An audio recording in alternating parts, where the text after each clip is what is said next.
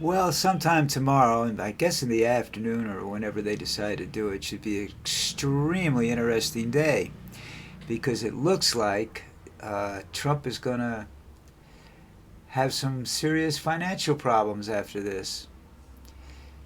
I also read an article where Eric Trump is getting all kinds of pissed off because Scotland wants to investigate his family as well. It's not just politics where Trump is a crook. Trump has been a crook his whole life. I think most, and I don't want to single him out specifically, but I think most major real estate developers have screwed enough people along the way to make sure that they have a special place you know where. I just think it's part of doing business. Unfortunately, I mean um, they don't get to where they are billions of dollars by being honest and sweethearts. They play dirty. That's how you get to be where they are. It's a shame that but you know, maybe I'm a little jealous I didn't play that dirty. Well, of course, I had no money to play with in the beginning, anyhow. So that's the thing. They don't just go out with nothing and become billionaires. They start with something, someplace along the line, a loan, an inheritance, someplace along the line, and then they see what happens. But Trump has got some serious financial problems coming. He's a very rich man, but it's like I said this in a previous video. As far as I know, when I was much younger, I don't know whether it's still true today, but when I was about 30 years old, which would make it about 50 years ago, when I was getting in the food business, restaurant business, and we had to contend with Nestle's products and whatnot, that we found out that Nestle's was the largest food producer in the world, and that they were the only family in the world that could produce $1 billion cash within 48 hours or something, some ridiculous time. They had the cash in the bank. I don't know whether that's still true because the family's probably much larger now than it was back then. And you know how that gets. Gimme, gimme, gimme, gimme, gimme. We were all like that when we were young. Uh, so I've always said that Trump doesn't have any money. He has a lot of investments, and I'm just learning that I think he's got Trump Towers has got 3 or 4 mortgages on it or something like that. I mean, he's mortgaged to the hilt. He doesn't have.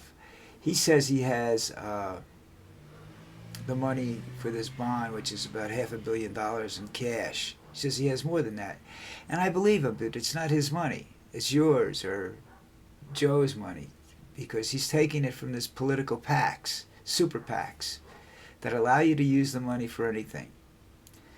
Of course, he's running out of money because of all his legal fees, those that he chooses to pay anyhow. I mean, that was a big thing about him. He doesn't like to pay anybody. And that's another reason he's rich. He doesn't pay anybody. I mean, look, he's pretty much, you know, shoved Giuliani under a carpet someplace and said, "Don't talk, just be a good little boy and die." Oh God, it's just a when you start looking at Trump, you start looking at the financial world and the political world, because he draws a lot of attention to those things that are usually take special interest to pay attention to it. Now everybody in the street is paying attention to this stuff. And Trump is banking on the fact that the average person's going to see him as being a persecuted man. Screw that. He's not a persecuted man. He's a miserable old bastard who's screwed everybody he can possibly screw, and that's his problem. He's run out of people he can screw. Nobody wants to talk to him anymore. The That's why I am convinced that there's other people behind him that are pulling the strings, because if it was just him, I don't think the Republican Party would be supporting him as the way he is. I mean, even though he's an attention grabber, and there are people that want to listen to him. I watched a bunch of his what does he call them?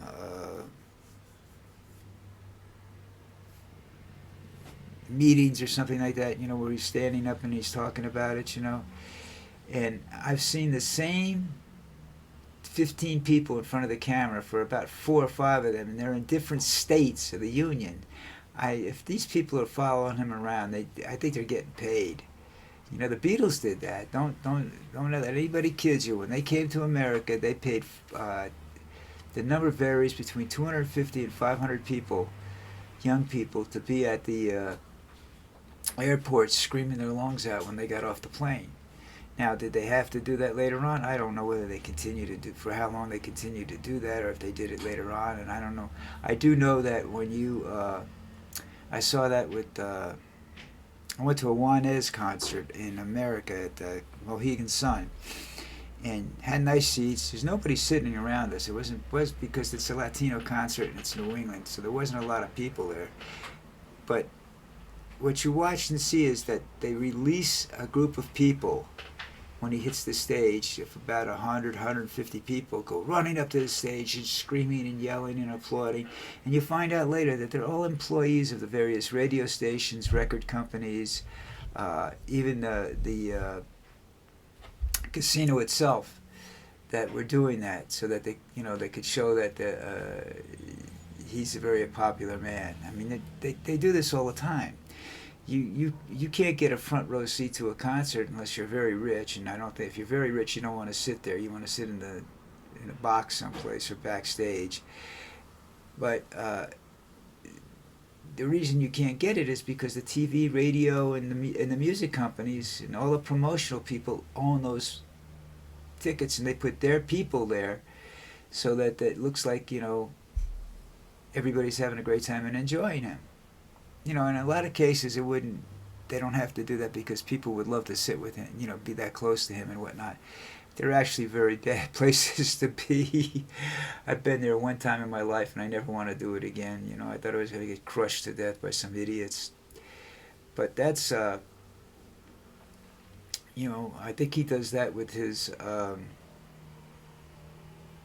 talks, his speeches, his political gatherings. He keeps the same people around. I don't know about this year because I don't,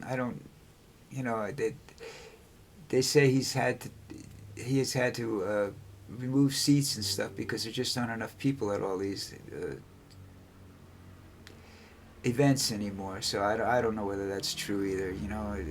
It's a game. It's not that part of the business isn't real. These people being there or not being there. That's all made up shit. You saw that when they showed the pictures of what his inauguration looked like, and I don't know whether they did that with other people or not. Took those aerial photographs and whatnot to show that there was not. And they estimated there's nearly not as many people there,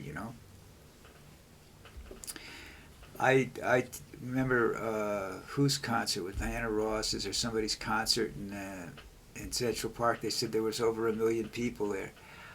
Maybe there was, maybe there wasn't. I mean, I don't know how you estimate it. They occupy. I guess they take a linear measurement of it and then say, well, given the size of the average person, yada yada yada, this area was all taken up and it's packed like that, then there has to be this many people there. I don't know. I've been around. I was at Woodstock and I know there was a hell of a lot of people there. It was difficult to say because a lot of people were off in the woods doing stuff, and there was a lot of there was a huge crowd out in front of the stages and whatnot. Great hundreds of thousands of people or 100,000 or whatever. But there was also people everywhere else. They were spread out pretty much. I said the same thing. I saw a concert at Southside Johnny and a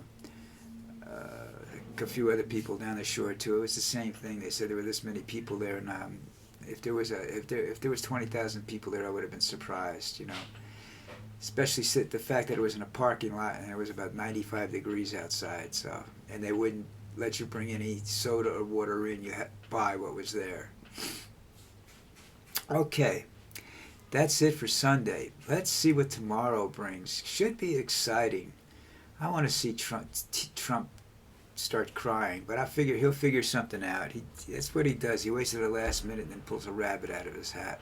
Anyhow, have a great Sunday. It's Palm Sunday, so if you're religious, go to church, do your thing. All right? And I'll see you tomorrow.